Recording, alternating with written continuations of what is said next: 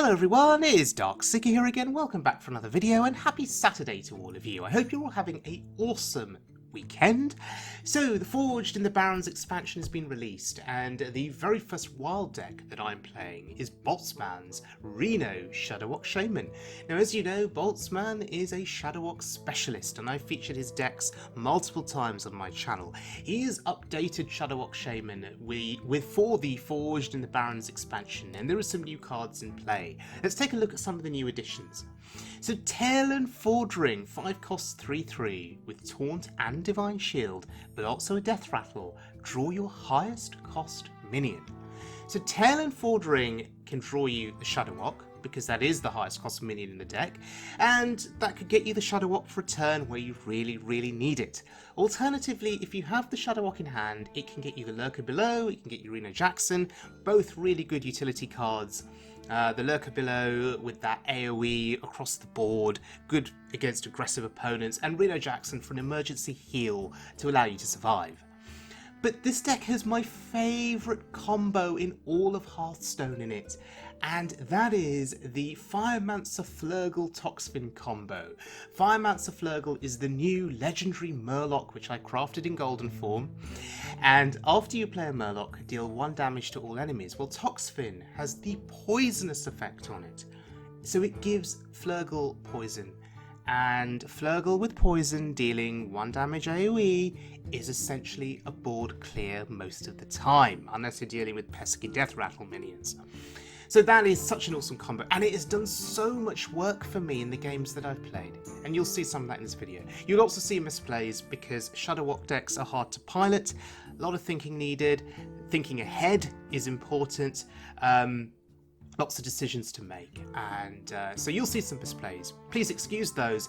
Focus on the Firemancer Toxfin fun that you will appreciate, I'm sure, in this video.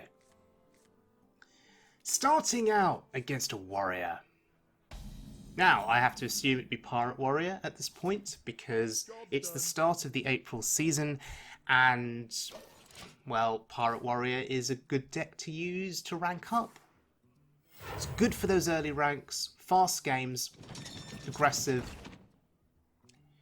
If you win, that's great. If you lose, it's no big loss because the game was quick. You move on.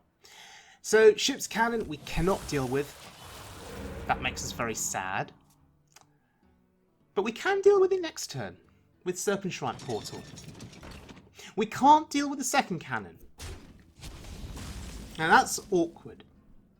Portal deals with 1 cannon, but I'm a bit nervous about the second cannon remaining on the board. That is quite a scary thing. Someone's got to lead the charge. Yep. Cannon doing cannon things.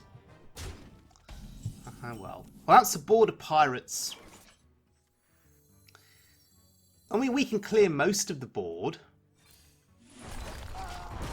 I'm a big fan of Landslide, by the way. Big fan of it.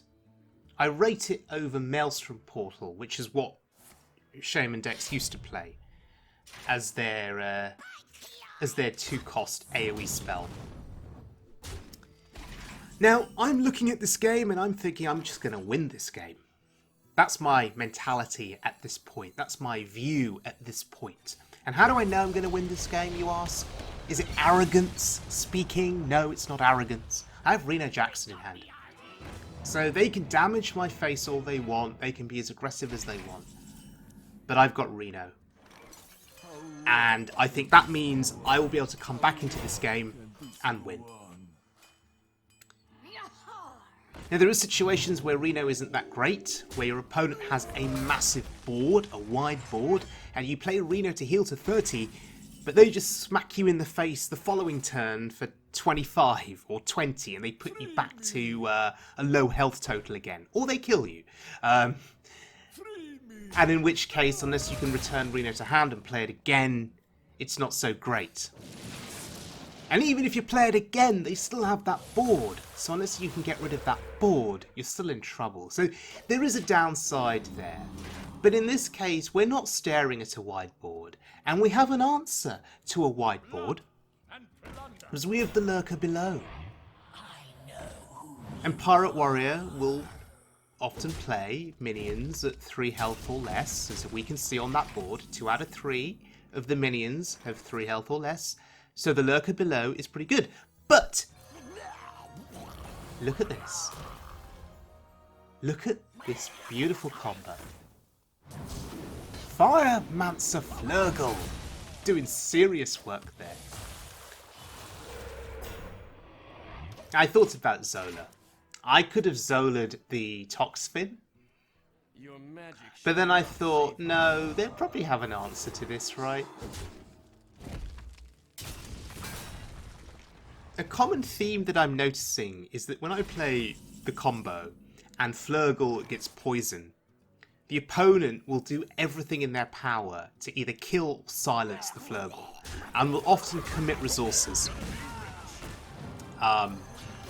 that they should not be committing. It's great. But I've kept the Zola back for Reno if I need extra healing at any point in this game. But I suspect it's not even going to be needed. Oh look, hello. There's a Shudderwock.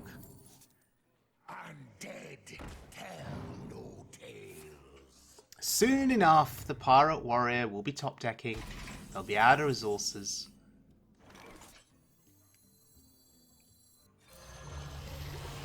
And here, the lurker below, it's just a 6/5 body really. It'll clear the board as well. And I'll put it back to hand. I don't want Reno back to hand. I want the lurker below back to hand. It's much cooler. Okay. That's a sweet win.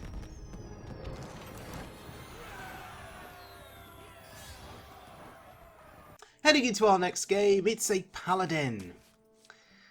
Now, I don't know what to keep here against the Paladin. Armor Vendor's a solid 1-drop, feels sensible. We get Zentimo. Now, there were some questions on Twitter, since I've been posting about this deck. There were some questions on Twitter. Someone asking if Zentimo and Barrista were needed in this deck. And the response from Boltzmann is that Zentimo, if you don't have Zentimo, is not really needed. You don't need to go out of your way to craft it. You can get away with cutting it, says Boltzmann. But Barrista, though, is viewed as a win condition in the deck. And I'm just reading off of Boltzmann's tweets here. With some boards that you face where you get the Shudderwocks, since this deck doesn't run the quest, you need more bounce effects than Grumble. So Barrista Battlecry can keep you on board. So yes, if you're interested in crafting cards for this deck, it appears that Barrista is a must. Reporting for duty.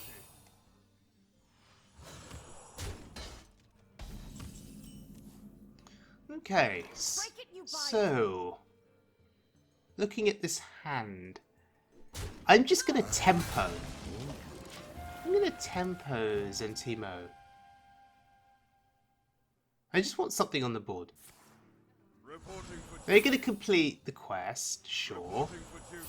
And I assume they will target Zentimo here? Yes, they do. Okay, this sets us up for Zephrys now, turn 4. And we should be able to get an AoE here that clears the board from Zephrys. Although I sometimes wonder how much I can trust Zephrys. Sometimes I expect to find things from that card and I just don't get them. So sometimes I feel it's like a gamble or a risk playing Zephrys in a given situation. I mean, turn 10 Zephrys on a big board will always give you an 8-cost Twisting Nether. But in other situations and circumstances, I get a little bit scared. Like this, for example. Now we get the Arcane Explosion. That's what I was looking for, and that's absolutely fine. And now we're ahead. We have the initiative, we are ahead, and I'm eyeing up my hand. I'm looking at Lotheb or Barrista. It's going to get very interesting in the next turn.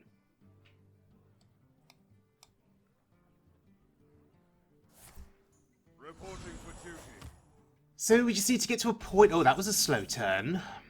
We just need to get to a point where we can outlast the dude paladin, or the odd paladin.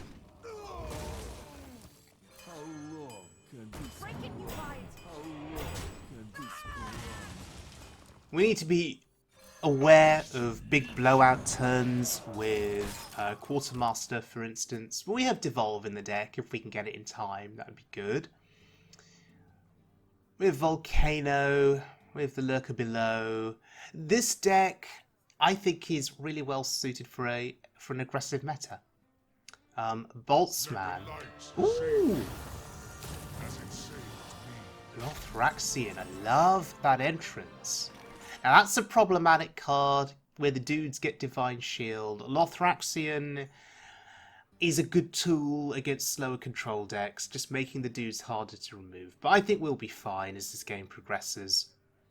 Particularly if we get Barista value here, or on a future turn. Sorry, going back to my earlier point, Boltzmann always goes out of his way to make decks that, you know, are adapted for the meta, that are good for the meta. And this deck feels very good in an aggressive meta. And look at this ridiculous value here. I mean, we feel like the aggressor here. And this poor paladin, who's supposed to be the aggressor, is kind of stuck at the moment. And if we start adding up this damage on the board, it's actually quite a bit of damage. Throw Zephrys into the mix for something like a Bloodlust, and, well, be game over. Part of me, though, does not want to end this game. Part of me just wants to carry this game on. That's Divine Shield Taunt. That's annoying. Oh gosh, look at all those shields. So, Devolve? Is that the play to begin with?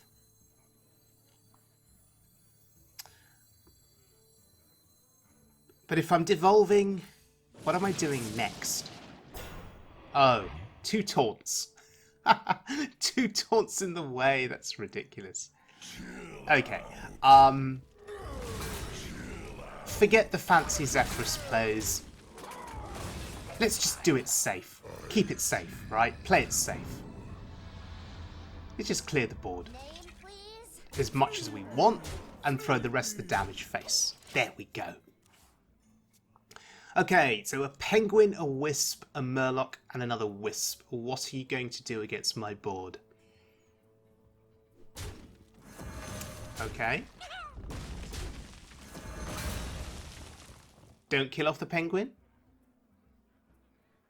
The penguin's too cute. What is that penguin doing? Is it surfing on a block of ice? Just looking at the golden animation. It's really cool. There we go. The opponent could not bring themselves to kill off their own penguin.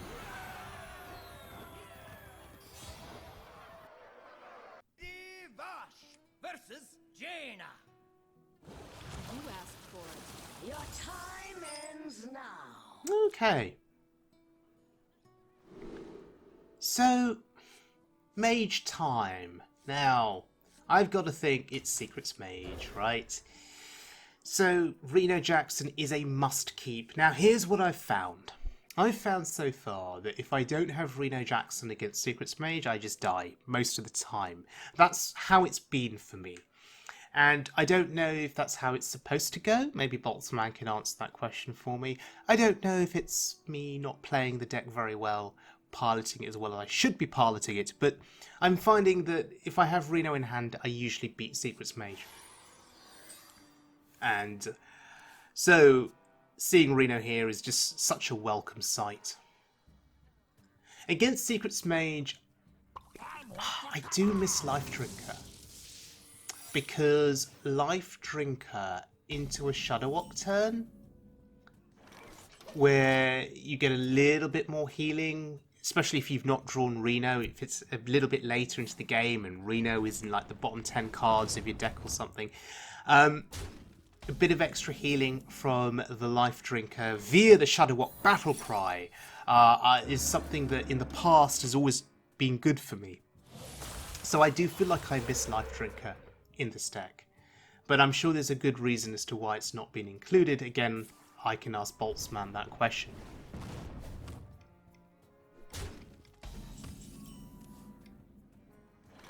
Okay. I just want to take 2 damage off the board. 2 damage doesn't sound that scary. Maybe Farsight was a better option on the last turn. But against Secret's Mage, that 2 damage from that minion going face will add up. Because then will come the burn spells, then will come everything else. The Cloud Princes, the Crystal Runners hitting your face for 5. It all just adds up and they burn you out in the mid-game with the fireballs and you're screwed. So... But here, we have the board now. This is pretty amazing. We have the board, and Lower Theb is going to be massive for us.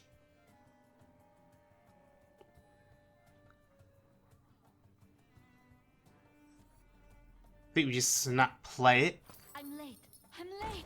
Or maybe not. Is there a better option? Another Crystal Runner. So early in the game as well, by the way. That second Crystal Runner.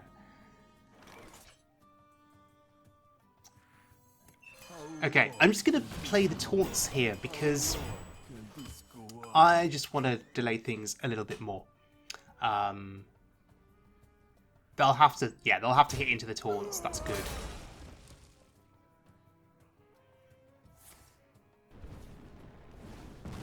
Okay, so we didn't take 5 to the face. Very nice. Oh, wow. Are you kidding me? That's insane. That was a fireball into that taunt. I will shoot you. And we get lucky with the taunt totem. So again, that 5 damage, possibly not going face. Very nice.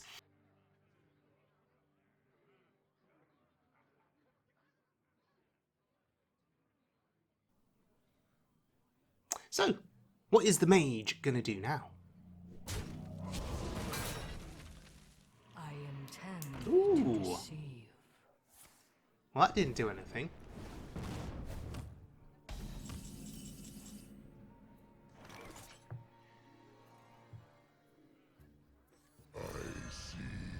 I see you, says Lotheb. Which of these do we want to kill? We kill the higher attack one.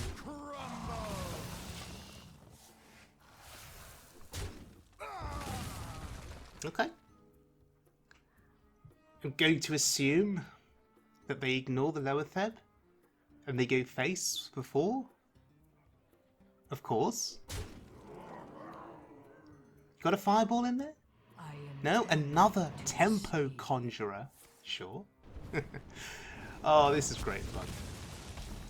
This is great fun. Let's block them out again.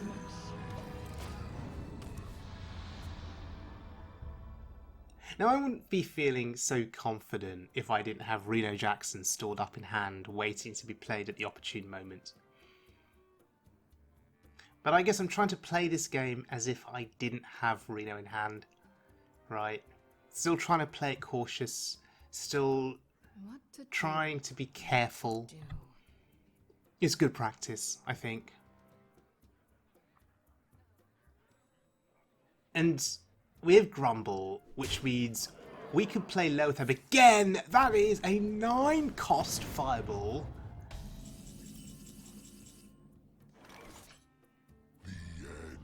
Alright. Let's stop playing around. We're not going to play Reno Jackson here. We are going to play double Lotheb. I see you, and you are locked out now completely.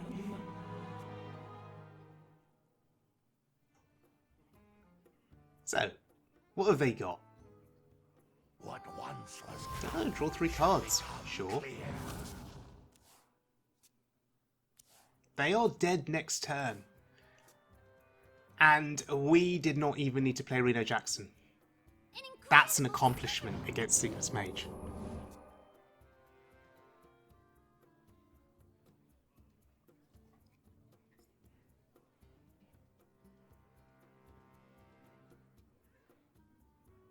Oh. Ping to the face.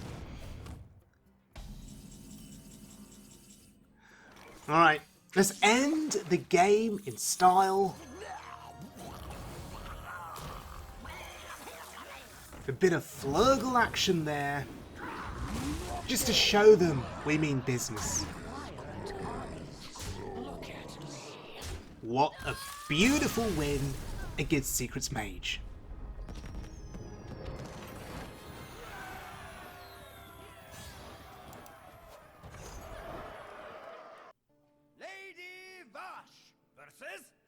Alright, next game is the Druid. Again, early on in the season, I'm going to make an assumption that it is Token Druid.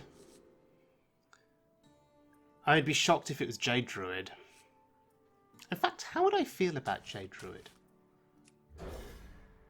Obviously, Jade Druid goes infinite with all of their shuffling of Jade Idols, so they never die to fatigue. If we get to the late game with this deck, and we just play the Shudderwock multiple times, they're the Lothair battle cries, so they get blocked out from playing Jade Idols, I guess. We can give ourselves armor and healing, so we don't die. I'm assuming we're favoured then in the late game, right? Boltzmann, if you're listening, are we favoured against Jade Druid?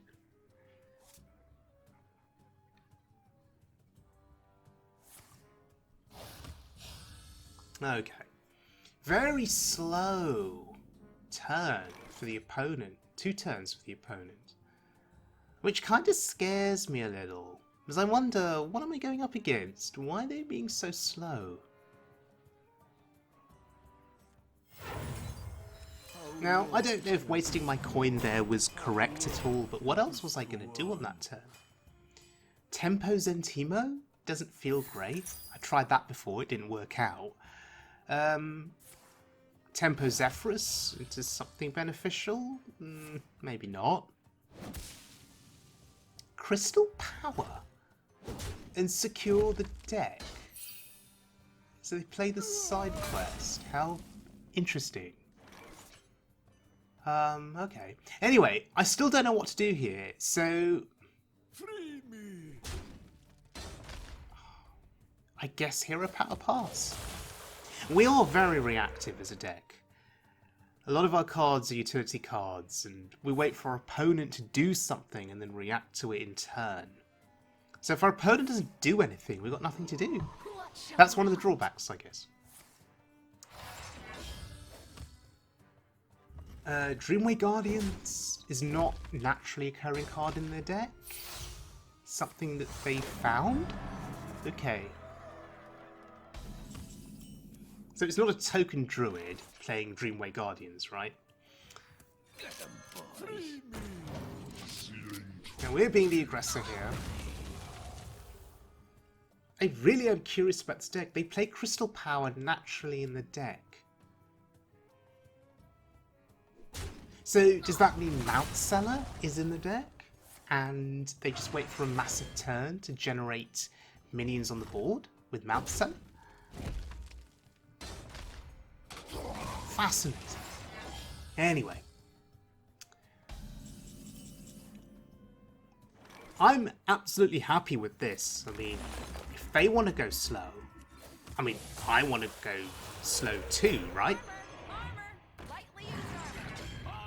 For me, it's all about drawing the right cards, playing the slow game until we can get to the Shudderwock. So if they want to give me the time to get to a Shudderwock turn, that's great. Absolutely great. Except I'm playing at a faster pace than them. I actually have a board. which is going to do some damage to their face. And there's the Shudderwock. All fire one!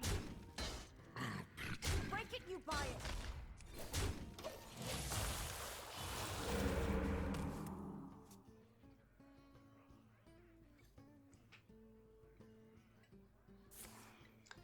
Guidance.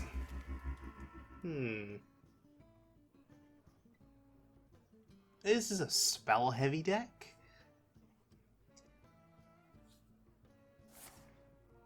If they're playing such cheap spells, can one assume the Auctioneer is in the deck? Because that's what I'm thinking. Biology Project, okay, thank you for the crystals. The mana crystals, that's great. Very generous. 10 mana? Oh wow. Oh wow, okay.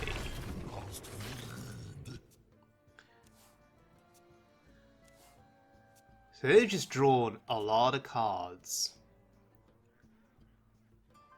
And now I suspect we're going to get a better idea of what their deck is about. Pounds? Okay.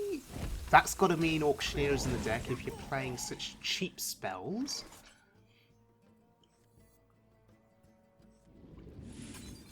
And now I'm getting a little bit scared. I'm starting to think, is there a Malygos in this deck? With cheap damage spells of some kind? Oh, there it is. There's the Auctioneer.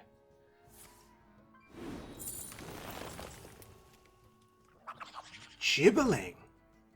So it is a token druid. That is a naturally played Gibberling from the deck.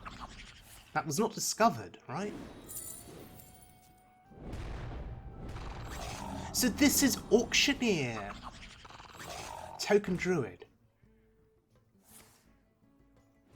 And I assume Guidance will be looking for buff spells for the board?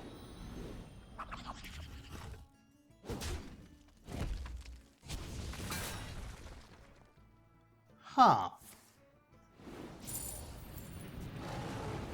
And at the pace at which they are drawing cards here, their deck is going to be empty soon. So is there some kind of bizarre Mechathune ending to this? Because why else would you want to draw your cards so quickly with such cheap spells? Look at this, they are going to be out of cards on this turn, right? Nearly out of cards. I'm running out of cards. Nearly out of cards. Wow. So I have to think. Mechathune? Perhaps? Anyway. Flurgl time with Toxfin. Goodbye, board. Ah, well played indeed, yes. No one expects the Toxfin Flurgl combo. This is a Boltzmann special indeed. Alright, I guess we'll find out now what the end game is, although they've only got 6 mana. Yes, you see, everybody targets the Flurgl.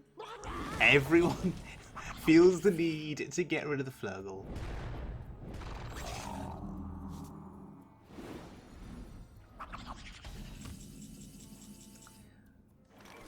Oh, well, it's just game over, right?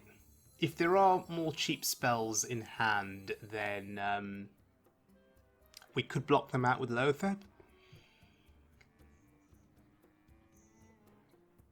I don't think Zephrys is lethal here, just counting up Bloodlust damage.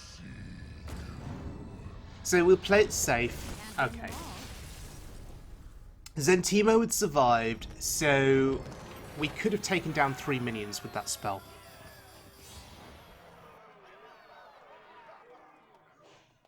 Alright, let's look at our final game.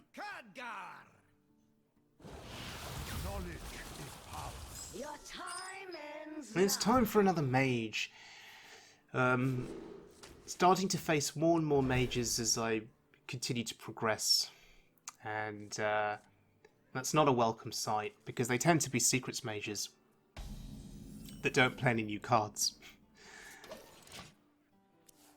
But it is understandable. It's start of the season and people want to rank up as quickly as possible, and so I guess it makes logical sense at the start to play an established deck that wins games. Especially whilst there are people like me trying to experiment with other decks. And especially off-meta decks that are unknown in terms of their quality. So yeah, it makes sense to play Secrets Mage if you just want to win games, right?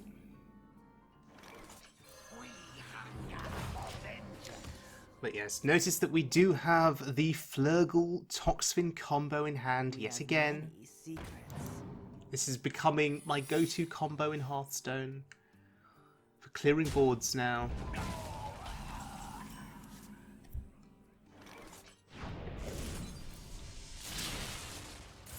Okay, thankfully not counterspell. Of course, rigged fair game. Gosh, I hate that secret.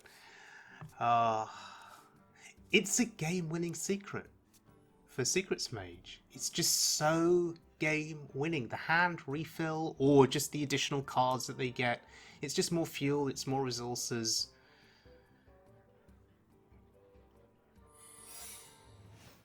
So maybe I should have hit face on that previous turn with the damage that I had with my hero, as opposed to throwing my face into the minion. Maybe I should have done more to play around Rig Fair game.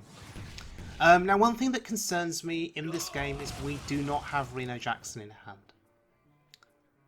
In the previous game against Secrets Mage, Reno was available. Excuse me. And that made me incredibly confident. That made me incredibly at ease, right?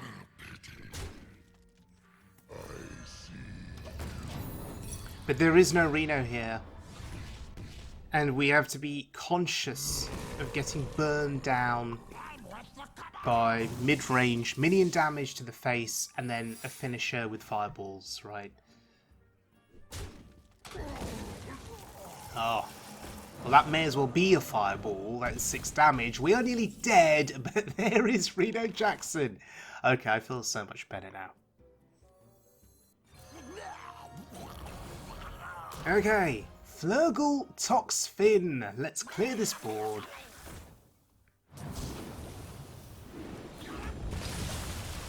And I'm not going to Zola the Toxfin back to hand, because I have a suspicion that the Flurgl will not survive past this turn.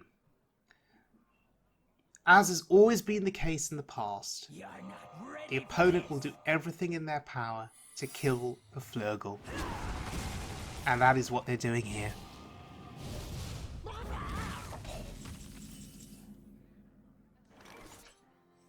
The question is, when do I need to play Reno? When can I be burst down? Is the question. Is the most damage that they can do 12 damage? Double fireball? Is that the most damage they can do on turn 8? I assume it is. Oh!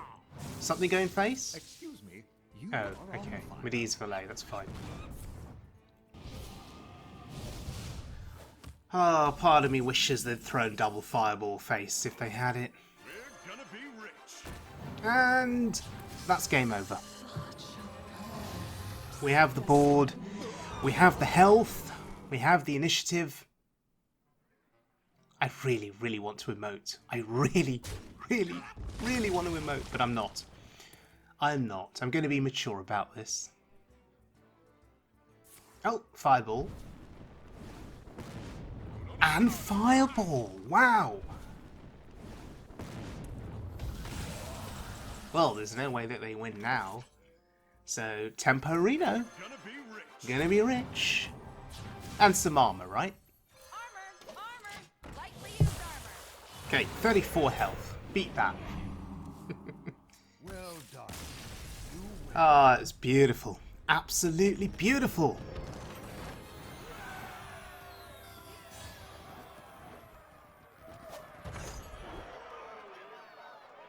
Right, so Boltzmann's Reno Shudderwock deck. Ladies and gentlemen, what a fun deck to play. As always, thank you to Boltzmann for creating the deck. Thank you to Boltzmann for talking to me about the deck and making me aware of it.